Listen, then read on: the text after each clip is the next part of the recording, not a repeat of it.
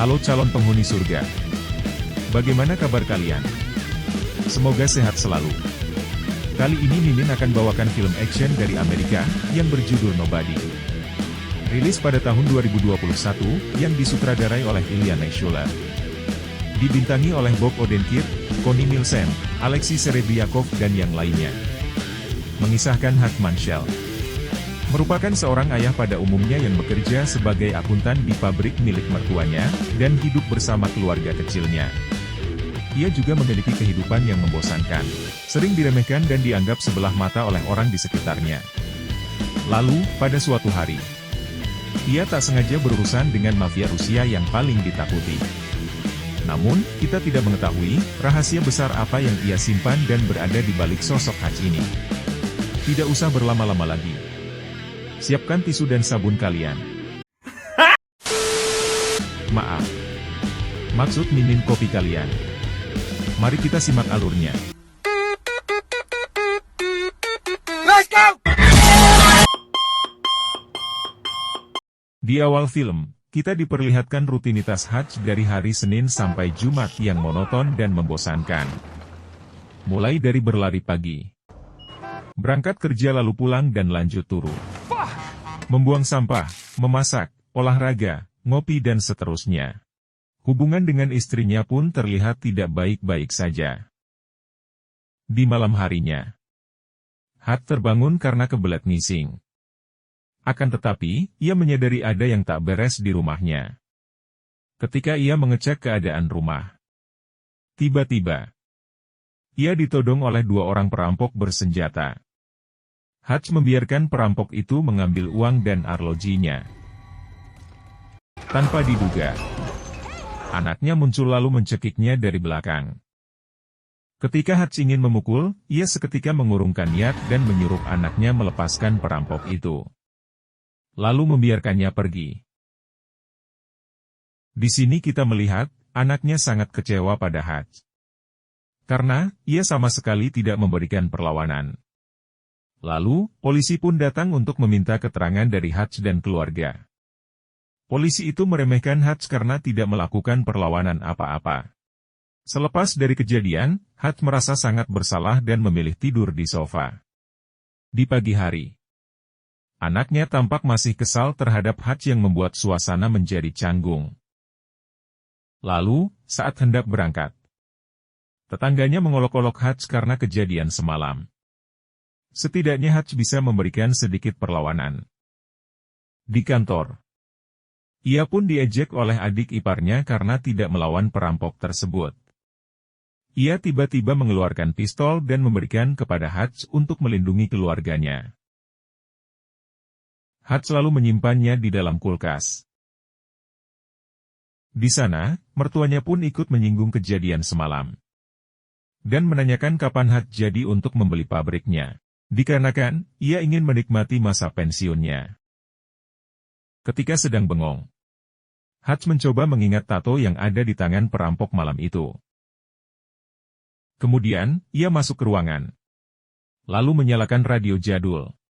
Hart pun berbicara kepada seseorang dari radio itu yang kita tidak tahu siapakah dirinya. Terlihat, ia sudah saling mengenal sangat lama. Di sini, Hart menceritakan semua detail kejadian tersebut. Temannya sangat paham dan mengerti mengapa Hart sama sekali tidak melawan. Lalu, Hart berkunjung ke tempat ayahnya yang berada di panti jompo. Mereka makan bersama dan menanyakan bagaimana kondisinya. Lalu, ayahnya berkata, setibanya di rumah, ia memandangi keluarganya dan menghela nafas panjang. Ia menyapa anak dan istrinya. Anak perempuannya memberitahukan bahwa kalung kucing yang disimpannya telah hilang. Dan Hart berpikir bahwa perampok itu yang mengambilnya. Lalu Hart kembali mengunjungi tempat ayahnya. Di sana, ia mengambil pistol dan kartu identitas ayahnya. Ternyata, ayahnya adalah mantan seorang agen FBI yang telah pensiun.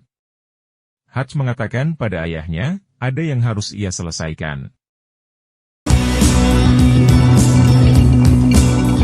Hutch pergi untuk mendatangi beberapa studio tato untuk mencari identitas perampok itu, bermodalkan ciri-ciri dari tato yang ada di pergelangan tangannya. Lalu, ketika ia mendatangi studio tato yang terakhir, ia mengeluarkan tanda pengenal milik ayahnya, dan sontak membuat pemilik studio itu meremehkannya karena identitasnya telah kadaluarsa. Ketika mereka ingin bersiap menghajar Hutch, salah seorang dari mereka melihat tanda tato di pergelangan tangannya. Dan ia langsung mengatakan, Thank you for your service. tanpa berpikir panjang, pemilik studio tato itu memberitahu alamat si pemilik tato yang dicari Hutch. This person. Saat sudah sampai di kediaman si perampok, Hutch langsung menghajarnya dan meminta kembali arloji yang telah dicurinya. Lalu ia juga meminta kalung kucingnya. Perampok itu berkata tidak mengetahuinya. Sontak, membuat Hutch langsung emosi dan menarik pelaku pistolnya untuk segera menghabisinya. Akan tetapi, ia langsung menghampirinya. Melihat hal itu, Hutch langsung pergi dengan penuh rasa bersalah karena mereka merampok rumahnya hanya untuk membiayai anaknya yang sedang sakit. Di perjalanan pulang, ia dikagetkan oleh sekelompok pemuda pubertas yang mengendarai mobil secara ugal-ugalan menabrak pembatas jalan dan menyenggol bis yang ditumpanginya. Sambil maboi, mereka mencoba masuk ke dalam bus untuk berbuat onar. Bak ketiban rezeki dan durian runtuh. Inilah saatnya Hutch melampiaskan kekesalannya yang sudah tak terbendung. Ia meminta supir bus untuk turun dan mengunci pintunya rapat-rapat. Hutch membuang semua peluru yang ada di pistolnya untuk menghajar mereka semua. Seketika itu pula Hutch ditertawai oleh mereka. Dari sini kita tahu, sisi lain dari dalam diri Hutch. Hutch menghajarnya dengan brutal dan sangat menikmati pertarungan tersebut.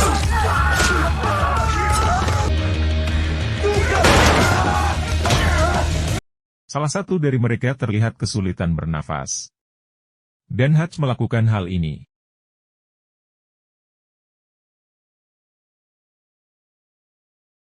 Sesampainya di rumah, ternyata sudah ada Becca yang menunggunya. Dan Becca pun terheran-heran melihat kondisi suaminya yang berlumuran darah. Seketika itu pula, Becca membersihkan dan mengobati luka yang ada di tubuh suaminya. Ia curhat dan mengatakan bahwa ia rindu akan keharmonisan rumah tangganya. Lalu, kita diperlihatkan seorang mafia Rusia yang bernama Yulianto, yang sedang minum dan asik berjoget. Ia bertemu dengan rekan-rekannya sesama mafia di bar itu. Beberapa dari mereka mulai ragu dengan kepemimpinan Yanto untuk mengurus uang mereka. Seketika itu pula, Yanto melakukan hal ini. Yanto menunjukkan hal tersebut karena ia masih pantas untuk mengurus uang mereka. Di tengah situasi itu, Yanto mendapatkan kabar kalau adiknya tengah kritis di rumah sakit karena dihajar oleh seseorang. Dan ternyata, salah seorang yang dihajar Hutch adalah adik dari Yanto. Lalu, Yanto menyuruh anak buahnya untuk mencari tahu identitas dari orang yang sudah membuat adiknya kritis. Ia mendatangi teman adiknya lalu menghajarnya satu persatu karena mereka tidak ada yang becus dalam menjaganya. Kemudian, salah satu dari teman adiknya memberikan kartu identitas karyawan milik Hutch yang terjatuh saat di bus. Di pagi hari, dengan bangganya Hutch menceritakan kejadian tersebut kepada anaknya. Hal itu bertujuan untuk memberitahu anaknya bahwa Hutch bukanlah seorang ayah yang pengecut. Tiba-tiba telepon rumahnya berdering. Hutch ditelepon oleh temannya. Ia mengetahui bahwa Hutch telah menghajar adik Yanto yang merupakan seorang mafia Rusia dan ia dalam masalah besar. Temannya pun memberitahu untuk menemui seseorang di tukang cukur langganannya. Saat Hutch sedang bekerja, ia mendapat pesan untuk segera menemui seseorang di tukang cukur langganannya. Setibanya di sana, Ia langsung disambut si om berkepala pelontos dan terlihat ia sudah mengenalnya sejak lama. Ia memberikan berkas berisikan informasi tentang Yanto, yang ternyata adalah mantan pasukan khusus militer Rusia.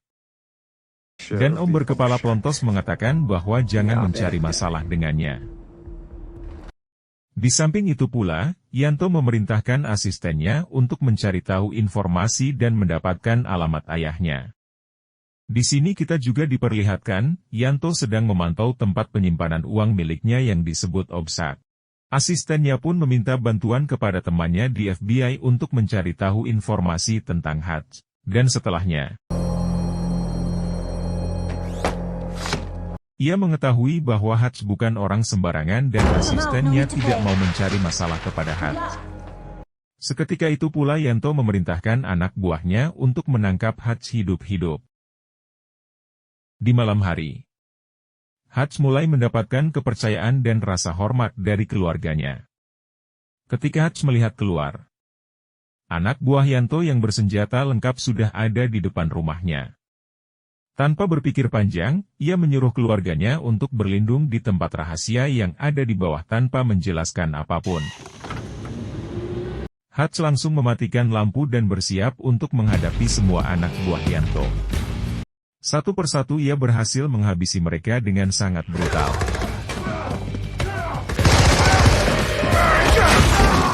Saat Hutch sedang lengah, tiba-tiba Hutch berhasil tertangkap lalu dibawa menuju tempat Yanto. Saat dalam perjalanan, Hutch tersadar dalam kondisi tangan terborgol. Ia berhasil melepaskan borgol itu dengan cara mematahkan jarinya lalu mengambil tabung pemadam dan menyemprotkannya, yang mengakibatkan hilang kendali dan mereka pun tewas. Saat itulah, Hutch langsung kembali menuju rumahnya dan menghubungi ayahnya untuk berhati-hati dalam situasi ini. Sesampainya di rumah, Hutch melihat semuanya sudah berantakan. Setelahnya, ia menyuruh keluarganya untuk keluar dari ruangan itu. Dan mereka terkejut melihat situasi rumahnya tanpa bertanya apa yang telah terjadi. Lalu Becca membawa anak-anaknya menuju tempat yang aman untuk sementara waktu. Hutch mengambil sekotak batangan emas yang telah ia simpan lama. Di mana mungkin, ia mendapatkannya dari pekerjaannya terdahulu. Saat sedang istirahat sejenak sambil ditemani anak buah Yanto yang sudah tewas. Di saat itu pula, ia menemukan kalung kucing anaknya yang berada di bawah sofa. Untuk menghilangkan jejak, Hutch membakar rumah dan mengambil foto keluarganya lalu pergi.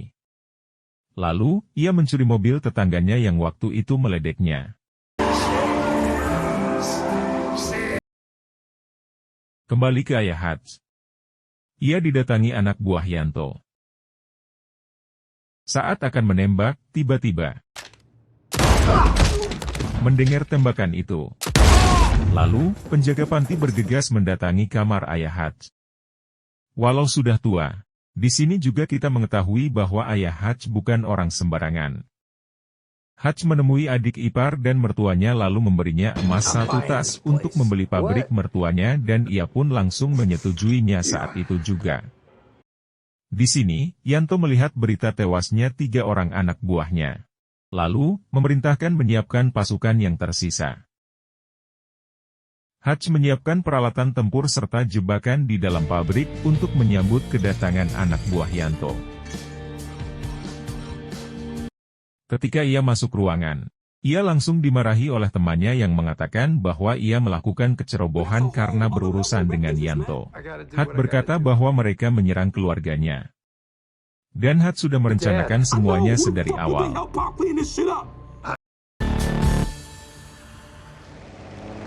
Tanpa diduga, Hutch pergi ke tempat penyimpanan uang milik Yanto. Ia membunuh satu persatu penjaga yang ada di dalamnya dengan membabi buta. Dengan santainya ia membakar semua tumpukan uang tersebut lalu pergi.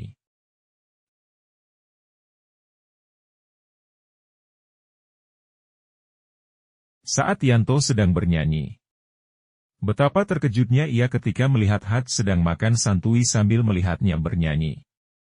Seketika itu pula, Yanto dan anak buahnya mendekati Hatch selalu menyapanya. Dengan ekspresi santuinya, ia membuka kain yang menutupi tangannya. Ternyata itu berisikan bom yang bisa meledakkan seisi bar tersebut. Lalu Yanto menyuruh semua anak buahnya untuk keluar. Hatch memberitahukan bahwa ia sudah membakar seluruh uang di obsak. Masih dengan ekspresi santuinya, Hatch keluar dengan memegang bom.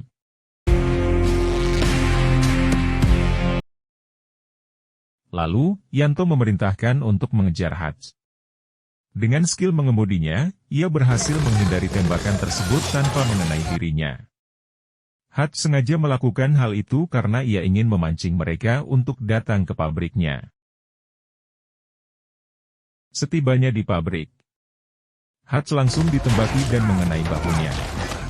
Ketika Hatch tersudut, ternyata dari atas dirinya dibantu oleh Harry Manshell. Ia adalah adik dari Hatch, yang selama ini berbicara dengannya lewat radio. Disusul juga dengan kehadiran sang ayah yang langsung menembaki mereka dengan santuinya. Di sini kita diperlihatkan baku tembak epik dan strategi yang ciamik untuk menghabisi para mafia itu. Satu persatu jebakan yang dipasang pun berhasil mengenai musuh.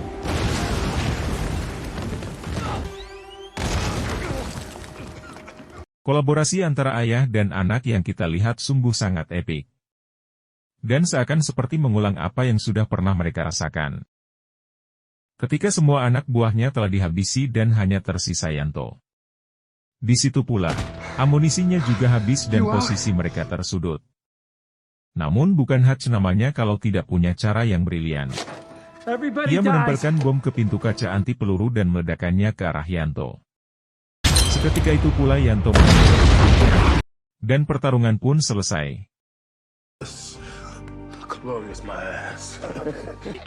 Saat itu juga Hatch dibawa polisi. Sewaktu petugas menginterogasi dan menanyakan siapa dirinya. Seketika itu pula, mereka dihubungi oleh seseorang dan memerintahkan untuk melepaskan Hatch. Dan kita masih penasaran, siapakah sosok Hatch ini sebenarnya. Di akhir cerita, Hatch tiba-tiba dihubungi oleh seseorang. Dan film pun tamat. Itulah alur cerita film Nobody 2021. Jika ada kesalahan mohon maaf. Berikan kritik dan saran di kolom komentar, yang bersifat membangun untuk channel ini. Dan ingat pesan minim. Janganlah jongkok di toilet duduk. Buanglah sampah pada tempatnya. Buanglah mantan pada tempatnya. Jangan menyesali masa lalumu. Karena, masa depanmu sudah menunggumu sekarang.